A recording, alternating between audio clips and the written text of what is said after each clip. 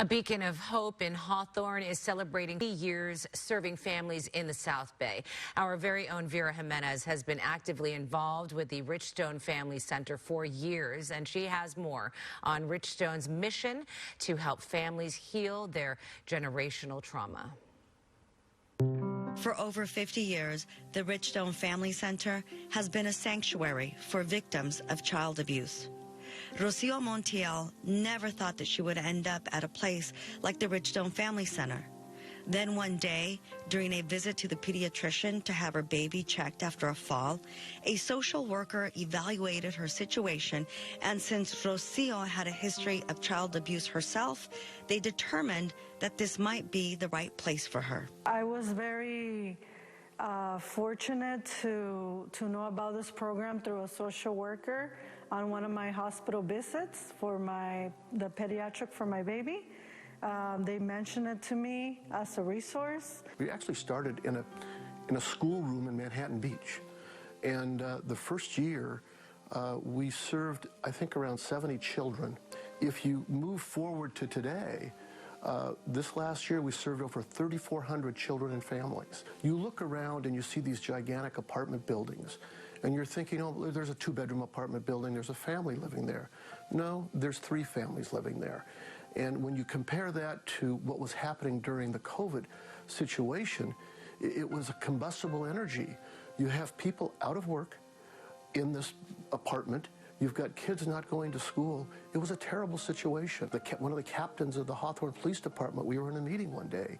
He says, Roger, get prepared. Once the kids are back at school, you're going to see an influx of child abuse. Children were going to schools, and the schools were the ones that were identifying the abuse. And when children stopped going to school, people stopped intervening. Richstone has an open-door policy, meaning no one gets turned away. We saw our wait list increase from 100 families waiting to 400 families after the pandemic hit. Rocio has been at Richstone Family Center for less than a year and feels fortunate to be there. There, she's paired with a parent educator who helps her manage her stress and anxiety, and together they set goals to make sure her baby stays on track to reach his important milestones. We've learned throughout the years that it is more than just therapy that's needed. You needed prevention programs, because you cannot just deal with a child and think that you're dealing with child abuse. You're putting a Band-Aid on a very large problem. So you have to deal with the parents and the community. If you look at child abuse and what happens, you find out it's hereditary almost. You'll find out your grandfather did it to your father did it to you, therefore you could do it to your child. Our goal is to cut that cycle off. I'm going to continue my path of healing, and then at the same time they're going to help me to break this cycle, to not continue this in my family. After all these years, the Richstone Family Center in Hawthorne continues to be a beacon of hope for those suffering from child and domestic abuse. I wish a lot of people knew about this program, and what they offer is amazing.